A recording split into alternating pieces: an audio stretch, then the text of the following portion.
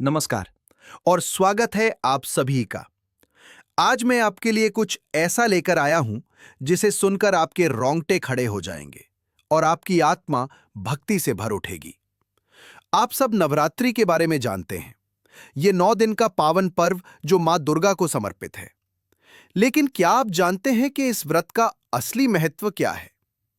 देवी भागवत पुराण में एक ऐसी महान कथा छिपी है जिसे केवल एक बार सुनने से आपके करोड़ों करोड़ों पाप नष्ट हो जाते हैं और आपके जीवन में धन, सुख और समृद्धि की वर्षा होने लगती है। यह कोई साधारण कहानी नहीं है।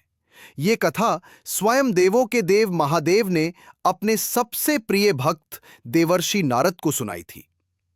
आज मैं आपको वही अनमोल कथा सुनाने जा रहा हूं जिसे सुनकर आप अपनी किस्मत खुद बदल सकते हैं। तो चलिए, अपनी आंखें बंद कीजिए, दिल में श्रद्धा जगाइए और मेरे साथ इस अद्भुत यात्रा पर चलिए। कैलाश पर्वत पर एक अलौकिक भेंट। यह कहानी उस समय की है जब सृष्टि में शांति और ध्यान का साम्राज्य था।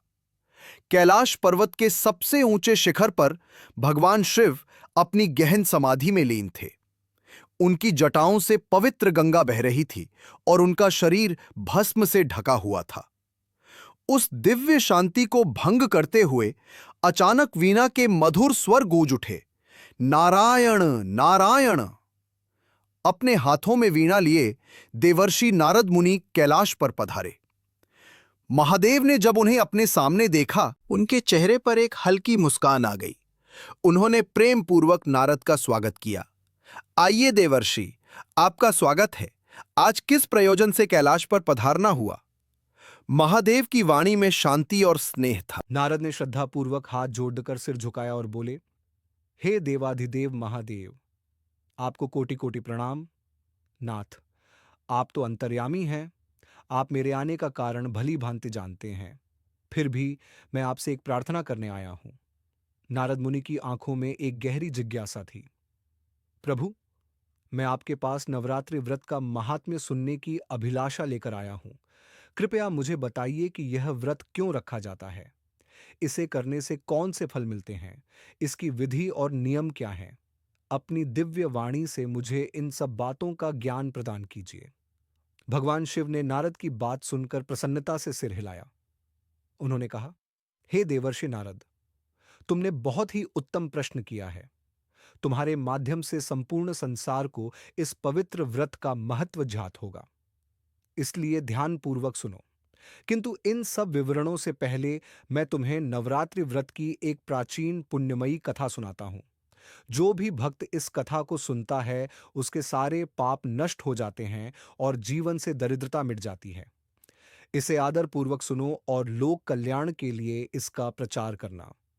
नारद उत्सुकता पूर्वक भूमि पर आसन लगाकर बैठ गए। हे महादेव, कृपा करके वह पुण्यमयी कथा मुझे सुनाइए। मैं इसे पूरे ध्यान से सुनूंगा और संसार में इसका प्रचार प्रसार अवश्य करूंगा। भगवान शिव ने अपनी आंखें मूंदी और एक प्राचीन स्मृति को याद करते हुए कथा सुनाना शुरू किया। एक वैश्य की असीम दरिद्रता। प्राचीन समय में कौशल देश में सुशील नाम का एक वैश्य रहता था। वो अत्यंत दीनहीन अवस्था में जीवन व्यतीत कर रहा था। उसके परिवार में बहुत सदस्य थे, कई पुत्र पुत्रियां थी, लेकिन आय का कोई साधन नहीं था। वे सब घोर दरिद्रता में दिन काट रहे थे। सुशील के पास धन दौलत तो दूर, 2 वक्त की रोटी का भी ठिकाना नहीं था। उसके बच्चे दिन भर भूखे रहते और शाम ढलते ही भूख से रोने लगते। पूरा परिवार दिन भर भूखा रहता और केवल रात को ही थोड़ा सा अन्न मिल पाता। सुशील स्वयं भूखा रहकर दूसरों के छोटे मोटे काम करके किसी तरह अपने परिवार का पालन पोषण करता था। उसका हृदय जितना विशाल था, उसकी हालत उतनी ही विकट थी। सुशील स्वभाव से अत्यंत निर्मल, सज्जन, धर्मपरायण और सत्यवादी था। वो कभी क्रोध नहीं करता था और हमेशा धैर्य बनाए रखता था। वो प्रतिदिन देवताओं और पितरों का पूजन करता और अपने द्वार पर आए हर अतिथि का स्वागत सत्कार करता था। कई बार तो वो खुद भूखा रहकर भी भूखे अतिथि को भोजन कराता। लेकिन दरिद्रता उसकी कठोर परीक्षा लिए जा रही थी। एक दिन ऐसा आया कि घर में अन्न का एक दाना भी नहीं बचा। बच्चे भूख से व्याकुल होकर बिलखने लगे। सुशील का हृदय संताप से भर गया। वो अपने बच्चों का दुख सहन नहीं कर पाया।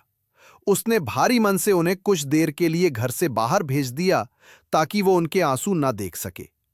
बच्चों के जाते ही सुशील द्वार पर ही धरती पर बैठकर फूट फूट कर रोने लगा। उसकी पत्नी भी आंखों में आंसू लिए चुपचाप कोने में खड़ी थी। उसने व्याकुल हृदय से आकाश की ओर देखा और प्रार्थना की, हे परमात्मा, मेरी ये कैसी परीक्षा है, कृपया कोई मार्ग दिखाइए। एक ज्ञानी ब्राह्मण का आगमन उसी समय एक वृद्ध विद्वान ब्राह्मण दूर भ्रमण करते करते उस गांव में आ निकले। सुशील के घर के पास आते ही उन्हें रोने की आवाज सुनाई दी।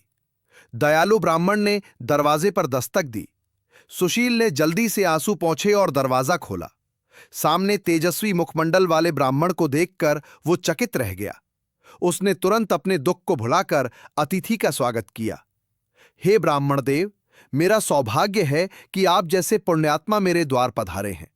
आज मेरा घर धन्य हो गया। मैं क्षमा चाहता हूं कि इस समय मैं आपका समुचित सत्कार करने में असमर्थ हूं, पर क्या मैं आपसे एक प्रश्न पूछ सकता हूं? सुशील ने कांपते हाथों और छलछलाती आंखों से कहा।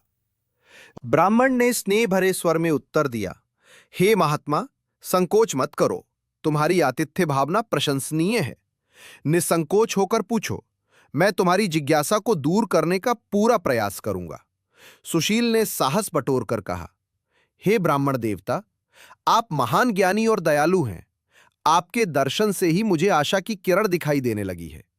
कृपा करके बताइए कि मेरी इस घोर दरिद्रता का नाश कैसे हो सकता है। मैं अपने परिवार का भरण पोषण नहीं कर पा रहा हूं। मेरे बच्चे भूख से बिलखते हैं। मेरी बेटी विवाह योग्य हो गई है, पर मेरे पास कन्यादान के लिए कुछ भी नहीं है। हे दया निधान, मुझे कोई ऐसा उपाय बताइए जिससे मेरा परिवार सुखी हो सके। मैं आपकी शरण में आया हूं। सुशील की वेदना और विनम्रता से भरे शब्द सुनकर ब्राह्मण का हृदय पिघल गया। उन्होंने आशीष भरी दृष्टि से उस दुखियारे वैश्य को देखा। ब्राह्मण ने उत्साहपूर्वक कहा, हे वैश्य, तुम्हारी चिंता मैं समझ गया हूं। मैं तुम्हें निश्चित रूप से ऐसा उपाय बताऊंगा जिससे तुम्हारी दरिद्रता हमेशा के लिए दूर हो जाएगी। तुम श्रद्धापूर्वक नवरात्रि व्रत का अनुष्ठान करो। आश्विन माह की शारदीय नवरात्रि में 9 दिनों तक मां भगवती आदि शक्ति दुर्गा की उपासना और उपवास करने से सभी कार्य सिद्ध होते हैं। तुम पूरे नियम और विश्वास के साथ देवी दुर्गा की पूजा करना। प्रतिदिन पवित्र घी का दीपक जलाकर मां की आरती उतारना। देखना, तुम्हारे सारे कष्ट दूर हो जाएंगे, तुम्हारी दरिद्रता नष्ट हो जाएगी और तुम पर भगवती की कृपा बरसेगी। ब्राह्मण ने आगे समझाया, हे वैश्य, इस पृथ्वी लोक पर नवरात्रि से बढ़कर कोई अन्य व्रत नहीं है। ये व्रत ज्ञान और मोक्ष देने वाला है, सुख और संतान की वृद्धि करने वाला है और शत्रुओं का पूर्ण रूप से विनाश करने वाला है। उन्होंने भगवान राम का उदाहरण देते हुए कहा, प्रभु श्री रामचंद्र ने भी वनवास के दौरान माता सीता के वियोग में इसी व्रत का अनुष्ठान किया था। भगवती की उपासना के प्रताप से ही श्री राम को अद्भुत शक्ति और मार्गदर्शन प्राप्त हुआ। इसी व्रत के प्रभाव से उन्होंने महासागर पर सेतु का निर्माण किया और रावण का संहार करके माता सीता को वापस प्राप्त किया। सोचो, जिसने भगवान राम के दुख हर लिए, वो व्रत तुम्हारी विपदा दूर करने में कितना समर्थ होगा। ब्राह्मण ने सुशील को व्रत के नियम समझाए और अंत में कहा, हे वत्स, नवरात्रि का ये पवित्र व्रत तुम्हारे लिए अवश्य ही कल्याणकारी होगा। अपनी पूरी भक्ति और शक्ति इसके पालन में लगा दो। देवी मां प्रसन्न होकर तुम्हारी समस्त दरिद्रता हर लेंगी। ब्राह्मण की वाणी सुनकर सुशील के मन में आशा का प्रकाश फैल गया। उसने श्रद्धा से उस ज्ञानी अतिथि के चरणों में दंडवत प्रणाम किया। हे गुरुवर, आपने मुझे अज्ञानता के अंधेरे से निकालकर जो मार्ग बताया है, उसके लिए मैं जीवन भर आपका ऋणी रहूंगा। कृपा करके मुझे मां भगवती के मंत्र की दीक्षा प्रदान करें। ब्राह्मण ने प्रसन्न होकर सुशील को देवी दुर्गा का शक्ति मंत्र दिया और आशीर्वाद देकर विदा ली। 9 वर्षों की कठिन तपस्या उस दिन से सुशील ने नवरात्रि व्रत का संकल्प ले लिया। उसके जीवन में जैसे नया सवेरा हुआ। उसने पूरे भक्ति भाव और कठोर तप के साथ मां दुर्गा की साधना शुरू कर दी। पहला नवरात्रि पर्व आया। सुशील ने पूरे 9 दिन विधि विधान से देवी की आराधना की। उसने उपवास रखा, मां के मंत्रों का जप किया और नवमी के दिन अपनी क्षमता अनुसार हवन किया। आसपास की छोटी छोटी कन्याओं को घर बुलाकर भोजन कराया और उनके पैर छूकर आशीर्वाद लिया। हालांकि तत्काल कोई चमत्कार नहीं हुआ, पर सुशील का विश्वास तनिक भी नहीं डिगा। अगला वर्ष आया और फिर शारदीय नवरात्रि का समय आया। सुशील ने फिर उसी भक्ति और उत्साह से 9 दिनों का उपवास रखा। उसके परिवार ने भी इसमें सहयोग दिया। इस प्रकार एक एक कर 9 वर्ष बीत गए। सुशील ने लगातार 9 वर्षों तक प्रत्येक शारदीय नवरात्रि में नियम पूर्वक उपवास रखा, पूजा अर्चना की और कन्याओं को भोजन कराकर व्रत संपन्न किया। इन 9 वर्षों में उसकी आर्थिक हालत लगभग वैसी ही रही। बावजूद इसके उस भक्त ने अपना धीरज नहीं छोड़ा और भक्ति में कोई कमी नहीं आने दी। कुछ नासमझ लोग उसका उपहास भी करने लगे, क्यों भाई, व्रत उपवास करके कौन सा खजाना मिल गया? लेकिन सुशील ने उनकी बातों पर ध्यान नहीं दिया। उसे मां की अनंत शक्तियों पर अटल विश्वास था। आदि शक्ति का साक्षात दर्शन। आखिरकार 9वां वर्ष भी आ पहुंचा। उस साल भी शारदीय नवरात्रि के दौरान सुशील पहले से भी अधिक निष्ठा और भक्ति से देवी का स्मरण कर रहा था। उसे मन ही मन आभास होने लगा था कि इस वर्ष उसकी मनोकामना अवश्य पूर्ण होगी। नवरात्रि की अष्टमी तिथि की आधी रात का समय था। सुशील अपने छोटे से पूजा कक्ष में देवी दुर्गा की प्रतिमा के सामने ध्यानमग्न बैठा था। अचानक वातावरण में एक सुखद सुगंध फैलने लगी। कमरे के भीतर एक मंद समीर बहने लगी, जबकि बाहर सब कुछ स्थिर था। सुशील ने चकित होकर आंखें खोली तो देखा कि मां दुर्गा की प्रतिमा तेजस्वी प्रकाश से चमक उठी है। देखते ही देखते वो प्रकाश प्रखर होता गया, मानो सहस्त्र सूर्यों का तेज एक साथ प्रकट हो गया हो। अगले ही पल उसे एक मधुर आवाज सुनाई दी, उठो मेरे पुत्र। सुशील ने हैरान होकर देखा। उसके मुख से बरबस मां निकल पड़ा। सामने स्वयं साक्षात महेश्वरी मां दुर्गा प्रकट थीं। देवी का दिव्य स्वरूप अनुपम तेज से दैदीप्यमान था। उनके मुखमंडल पर एक करुणामयी मुस्कान थी। उनके एक हाथ में त्रिशूल और दूसरे हाथ में वरद मुद्रा थी। देवी के पीछे उनका वाहन सिंह भी प्रकट हुआ, जो गर्जना कर रहा था। चारों ओर स्वर्णिम प्रकाश फैल रहा था। ऐसा अद्भुत दिव्य दर्शन पाकर सुशील का रोम रोम पुलकित हो उठा। वो भाव विह्वल होकर भूमि पर दंडवत प्रणाम की मुद्रा में लेट गया। उसकी आंखों से आंसू बहने लगे। वो समझ ही नहीं पा रहा था कि ये स्वप्न है या वास्तविकता। मां दुर्गा ने स्नेहपूर्वक अपना हाथ आशीर्वाद देने को उठाया और कोमल वाणी में कहा, उठो मेरे पुत्र। सुशील ने हाथ जोड़ लिए और कांपते शरीर से खड़ा हुआ। हे माता, आपके दिव्य दर्शन से ही मेरा जीवन धन्य हो गया। ये आपका महान अनुग्रह है जो आपने मुझ जैसे तुच्छ भक्त पर इतनी कृपा की। मां, आपके दर्शन से ही मेरे सारे दुख मिट गए हैं। बस मुझ पर इतनी कृपा कीजिए मां कि मेरे बच्चे भूख से व्याकुल होकर कभी ना बिलखें। मेरे परिवार को पर्याप्त अन्न का आश्रय मिल जाए। मुझे और कुछ नहीं चाहिए। सुशील की निष्प्रय भक्ति और विनम्र याचना सुनकर देवी दुर्गा के मुख पर प्रसन्नता की ज्योति चमक उठी। असीम सुख और समृद्धि मां दुर्गा ने वात्सल्य भरे स्वर में कहा, हे पुत्र सुशील, तुम्हारी निष्काम भक्ति ने मुझे अत्यंत प्रसन्न किया है। इतने वर्षों तक कठिन परिस्थितियों में भी तुमने अटल श्रद्धा रखकर मेरी आराधना की है। इसके फलस्वरूप आज मैं स्वयं तुम्हें वरदान देने आई हूं। तुम निसंकोच जो भी वर चाहो मांग सकते हो।